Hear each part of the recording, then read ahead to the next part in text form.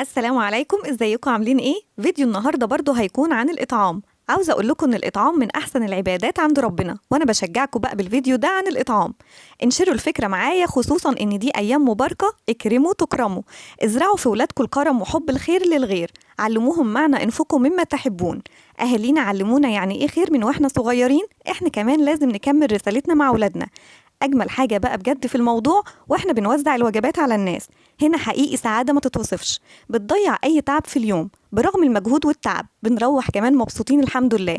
كان نفسي بس هنا في مطبخ اكبر وبوتاجازات وافران اكبر علشان اطلع كميات اكبر من كده. ادعوا لنا ربنا يوسع علينا وليكم بالمثل. الفيديو ده باكد انه فقط للتشجيع، لان انا واحده من الناس اللي اتشجعت لما شفت فيديوهات الاطعام وعرفت ثوابها العظيم. الفيديو ده مش للتباهي ولا للمن ولا للفشخره ابدا. مش هطول عليكم اكتر من كده، ويلا بينا نشوف مع بعض اطعام النهارده هيكون عن ايه. اول حاجه هنا معانا كانت الفراخ. طبعا كانت كميه كويسه، وانا هنا مش هتكلم عن كميه ولكني بتكلم عن طريقه. وكانت الفراخ زي ما انتم شايفين لسه جايه من عند الفرارجي فريش. واول ما وصلتني على طول حطيتها في طبق بلاستيك كبير، وهشغل عليها الميه وابدا انضفها. وعلى فكره علشان اكون صادقه معاكم، اصعب حاجه في اليوم كله هو غسيل وتنظيف الفراخ. وانا هنا بقى ماما هتساعدني طبعا لاني مش هقدر لوحدي، لكن باقي التجهيزات كان مقدور عليها. ادعوا لها بقى ربنا يعطيها الصحه ويجازيها خير ويعينها اللهم امين. وانا هنا فتحت عليها الميه، هسيبها بقى منقوعه شويه، وبعد كده هدعكها بدقيق وهنقعها بقى في ميه وخل وليمون وسكر، وممكن نضيف شرايح برتقان، وده طبعا هيكون بعد التنظيف والتقطيع. ودلوقتي علشان ما اطولش عليكم وقت الفيديو، الفراخ اتنضفت وبقت اللهم بارك زي ما انتم شايفين كده، وطبعا متقطعه 4/4، وعملت كمان فتحات تحت الجلد علشان تمتص التتبيله ويكون طعمها حلو. طلعتها بقى في اطباق علشان تتصفى خالص من الميه، ودلوقتي هركنها على جنب ونروح نشوف باقي التجهيزات. وهنا بقى كنت جهزت الشطة والفلفل الأخضر والليمون والبصل، لأن طبعا هحتاج منه كمية كبيرة هستخدمها النهاردة في أكتر من حاجة. هنا هبتدي أقطع وأقشر كمية كبيرة من البصل علشان تكفي معايا كل الوصفات اللي هعملها النهاردة في الوصفة. وطبعا هستخدم كتير النهاردة بصل في التتبيل بتاع الفراخ والكفتة وتعصيج اللحمة والجلاش وكمان البسلة، فهعمل بقى كمية محترمة. بعد كده هفرمه كمان في الكبة. يعني النهارده شغلنا كله واقف على البصل. وهنا بقى وانا بقشر البصل بحاول بقدر المستطاع ان ما يبقاش فيه بصل تالف او مركون معايا، علشان ده طبعا هيأثر على ريحة التتبيلة وطعمها كمان. فلازم نخلي بالنا من حاجة زي دي، علشان البصل من الحاجات اللي ريحتها نفاذة جدا وهو سليم، ما بالكوا بقى لو كان تالف. وهنا قشرت كل الكمية اللي عندي من البصل وغسلتها كويس جدا وبقى زي الفل زي ما انتوا شايفين معايا. هبتدي بقى اقطع البصل علشان افرم منه جزء في الكبة، وجزء هحتاجه ناعم، وجزء هحتاج نفرمه نص فرمة. ودلوقتي هنقول مع بعض ليه. وهنا بقى فرمت اول جزء علشان هستخدمه في تعصيجة اللحمة للجلاش والبسلة، فعاوزة البصل يكون خشن مش ناعم زي ما حضراتكم شايفين معايا كده. وهركنه بقى دلوقتي على جنب، وهروح اجهز تتبيلة الفراخ اللي هتكون معايا مع البصل. هفرم معاه فلفل اخضر وشطة، وهقشر كمان ليمون وهفرمه كمان معاهم علشان ابتدي اجهز التتبيله بتاعتنا. هبتدي بقى اقطع زي ما انتوا شايفين معايا كده الفلفل الاخضر والشطه الخضراء، ولو حابين تضيفوا شطه سبايسي حمرا عادي زي ما تحبوا، بس عشان ده اطعام طبعا هيكون في ناس كبيره في السن واطفال، فمش هحط اي شطه نهائي. وهنا زي ما قلت لكم قشرت الليمون وهقطعه القطع، وهشيل منه البذر علشان ما يمررش التتبيله عندي، وهبتدي افرمه مع الفلفل والبصل والشطه في الكبه. وده بيكون شكلها. هروح افرمهم بقى ونرجع نكمل مع بعض باقي الخطوات. وده بقى بيكون شكلها معايا بعد الفرم. هحطها في بولة كبيرة بقى علشان ابتدي احط عليها باقي المكونات والتوابل بتاعة التتبيلة اللي عندنا النهاردة، واللي هي بقى بتكون عبارة عن ايه. هنستخدم النهاردة صلصة، وبتكون طبعا حسب الكمية اللي عندنا. والتوابل اللي انا هستخدمها بقى في التتبيلة الجميلة بتاعتنا بتاعة النهاردة هتكون فلفل وملح وكمون وبابريكا وبهارات فراخ وقرفة وجوز الطيب مطحونة وحبهان بودر، كزبرة ناشفة، 7 بهارات. وممكن نضيف بقى كمان للتتبيلة دي مرق الدجاج فورية، وممكن نستغنى عنها عادي مفيش مشكلة. وطبعا الكمية دي بتكون على حسب الكمية اللي عندي من الفراخ طبعا، فأنا حطيت هنا معلقة كبيرة من كل نوع توابل، ولو احتاجت بزود تاني. آخر حاجة عندي بقى هضيف الزيت، وهنا تقريبا هضيف كوباية من الزيت علشان تدي للفراخ لمعة حلوة كده. وابدأ أقلب كل الحاجات دي مع بعض تقليب كويس جدا علشان البصل يمتص التتبيلة كويس. وده بقى بيكون شكلها. هركنها بقى دلوقتي على جنب، وريحتها هنا بتبقى حلوة قوي بجد. وده بقى البصل اللي هستخدمه للحمة المتعصجة والبسلة، برضو هركنه على جنب. وبعد كده بقى هروح أقطع الطماطم، لأن دي آخر حاجة هضيفها للتتبيلة عندي بتاعت الفراخ. هنضف بقى الطماطم عندي كويس جدا وهغسلها كمان، وبعد كده هقطعها لمكعبات صغيرة جدا. الطماطم بقى هنا دورها بتدي لون حلو قوي للفراخ وطراوه للتتبيله، وكمان بتعمل صوص حلو جدا للفراخ في الاخر مع التتبيله. فهعمل بقى منها كميه كويسه جدا على قد كميه الفراخ اللي احنا هنستخدمها النهارده. ده بقى بيكون شكلها بعد ما حطيتها على التتبيله. هعطيهم بقى تقليبه لذيذه كده علشان ياخدوا من طعم بعض والتوابل والبصل برضو، وبعد كده التتبيله تكون عندي جاهزه. بعد كده بقى هبتدي اتبل الفراخ اللي عندي. جبت صينيه كبيره علشان تستوعب الكميه، وهبتدي اخد من التتبيله كده وادعك لحم الفراخ كويس جدا، ومن تحت الجلد طبعا ومن فوق الجلد. وطبعا زي ما قلت لكم انا عامله فتحات تحت الجلد علشان يمتص معايا التتبيله كويس. هبتدي بقى اتبل عندي كل الكميه، ونرجع مع بعض من تاني ونشوف الخطوه اللي بعد دي.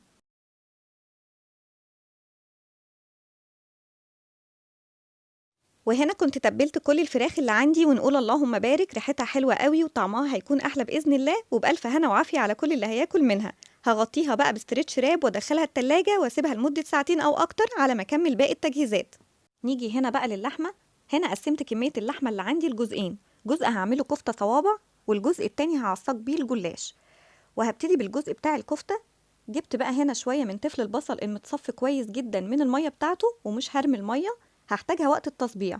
هضيف بقى دلوقتي تفل البصل على اللحمه، وهتبلهم بملح وفلفل اسود وشويه بقى من جوز الطيب المطحونه، ومعلقه من توابل الكفته المشويه او بهارات اللحمه. وطبعا هنا الكميه على حسب الكميه اللي عندك من اللحمه. انا هنا استخدمت معلقه كبيره من الملح ومعلقه كبيره من الفلفل الاسود وشويه صغيرين جدا، يعني مقدار كده معلقه صغيره من جوز الطيب المطحون. ما نكترش كتير بس بتدي طعم حلو قوي للحمه. بعد كده بقى هبتدي كده اقلب كويس جدا جدا جدا، المهم ان هي تكون متجانسه خالص معايا. بعد كده هدخلها بقى التلاجة تتشمع لمده ساعتين 2 كده او اكتر، ونروح ونكمل مع بعض باقي التجهيزات.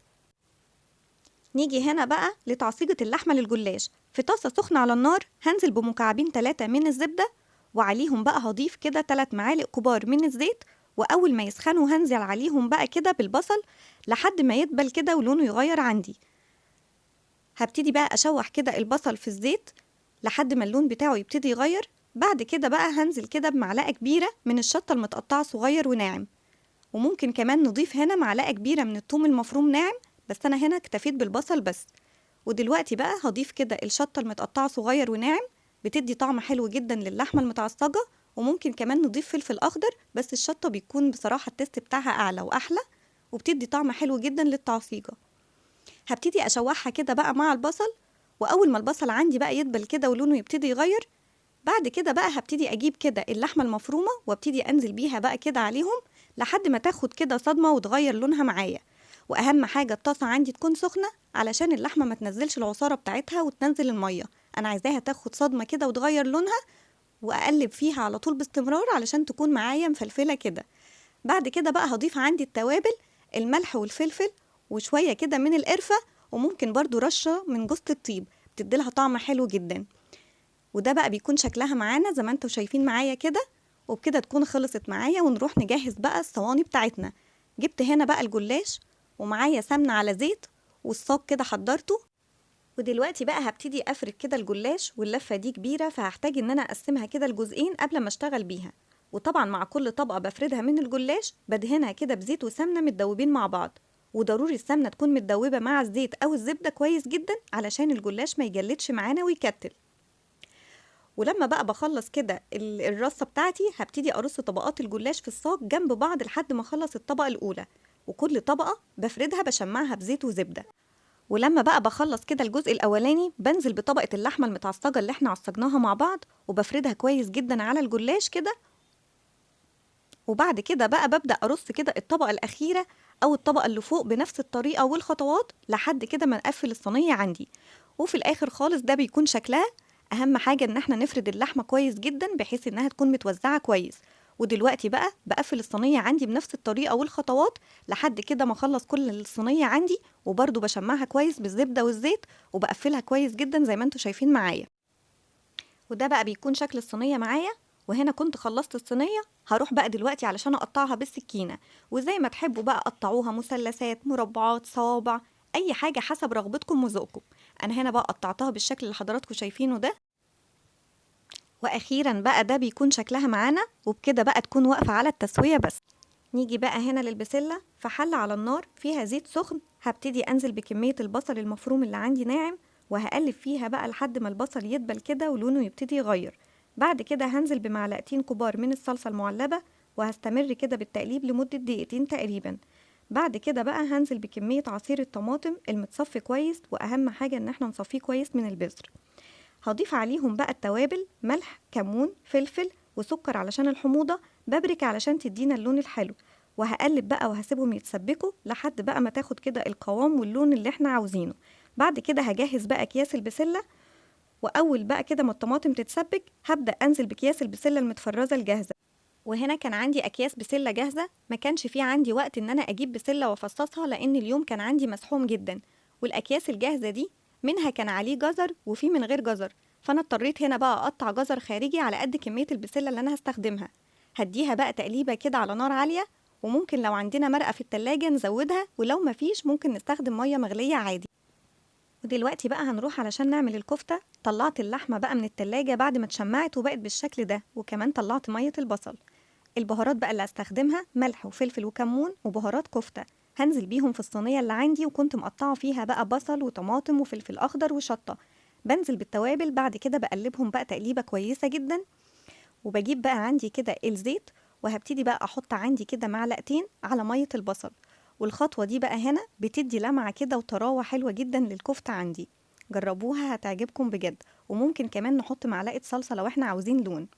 هبتدي ابل ايدي من ميه البصل والزيت واصبع الكفته على السيخ، وبتكون بقى عندي بالشكل الجميل اللي حضراتكم هتشوفوه معانا ده. بصراحه بقى شكل وريحه تحفه وطعم جميل جدا. اتمنى بقى ان كل اللي يدوقها كده تعجبه ان شاء الله. وهنا كنت خلصت تصبيع كل الكميه، هروح بقى دلوقتي علشان ابتدي اسويها على النار، ونتابع كمان السوا بتاع البسله. وهنا بقى كانت البسله قربت تستوي، كل شويه بفتح عليها واتابعها، لو احتاجت مرقه بزودها، وبرجع اغطي عليها تاني وهسيبها بقى على جنب. اما بقى بالنسبه للكفته، فانا هنا بقى حطيت على الوش كده قطع من لية الخروف بتديها ريحه وطعم زي الجاهزه بالظبط. وانا هنا بقى مش هدخلها الفرن، وهكتفي ان انا الفها بورق فويل واسويها على النار. الطريقه دي انا بفضلها جدا لانها بتحافظ على عصاره الكفته وما بتنشفش، وده المطلوب. نيجي هنا بقى للفراخ. طلعتها من التلاجة بعد ما قعدت في التلاجة والتتبيله حوالي كده من 3 ل 4 ساعات تقريبا. هنا بقى جبت الصينية أو الصاج اللي أنا هستخدمه، قطعت فيه بقى طماطم وبصل وفلفل وشطة، استخدمتهم كده كفرش علشان الفراخ عندي ما تتحرقش، وتفضل بقى فيها عصارة تحت منها كده طول ما هي في الفرن وبتستوي. وهنا طبعا كل ما قعدت في التتبيلة كل ما كانت الفراخ أحلى، فعلى قد ما تقدروا بيتوا الفراخ عندكم في التتبيلة علشان تلاقوا كده وتاخدوا منها أحلى نتيجة وأحلى طعم. هرص بقى كده عندي كل الكمية في الصواني، وبكده تكون جاهزة على التسوية. عاوزة اقول لكم بقى ان ريحتها حقيقي جبارة، والتتبيلة دي هتعجبكم لو جربتوها، هتعتمدوها دايما معاكم. سهلة حقيقي ومنجزة ونتيجتها حلوة قوي بجد وهتعجبكم. وده بقى بيكون شكل الصواني عندي بعد ما رصيت كل الكمية. بصراحة منظر مبهج جدا، اللهم بارك. وطبعا بقى انا هنا حابة اوضح لكم نقطة مهمة جدا. انا حاطة الوراك كلها في صينية والصدور كمان في صينية، لان كل حاجة وليها تسوية. وعلشان اضمن بقى بان تكون كل حاجة مستوية، فانا خليت كل حاجة لوحدها في صينية. بعد كده هبدأ أحط على الفراخ ورق فويل علشان تكون عازل ما بين الفراخ والفويل، لأن طبعا ما ينفعش إن أنا أحط كده الفويل مباشرة على الأكل لأن طبعا فيه ضرر. بعد كده بقى هغلفها بورق الفويل وأدخلهم الفرن، وبكده بقى تكون جاهزة على التسوية. ملحوظة هنا بقى حابة أكد عليها، لازم تتأكدوا إنكم حاطين فرش كفاية من الخضار تحت الفراخ علشان ما تتحرقش منكم.